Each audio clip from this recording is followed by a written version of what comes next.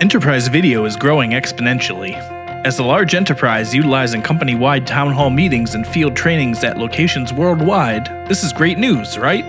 Well, it is, but there are also some challenges to overcome. You see, there's plenty of bandwidth in the cloud where these videos are stored. And there's plenty of bandwidth on the corporate LAN behind the firewall, but there's a major bottleneck in the connection between the two.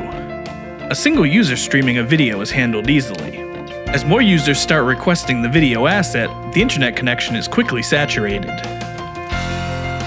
Introducing Ramp OmniCache, our next-generation solution for live and on-demand unicast video distribution without proprietary hardware.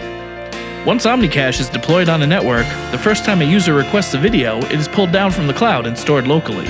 Then, all requests for the file are served transparently to users from the local network, effectively utilizing enterprise LAN resources while remaining transparent to the end user. Learn more about how Ramp OmniCache can dramatically improve video playback performance without requiring a WAN upgrade. Visit rampecdn.com today.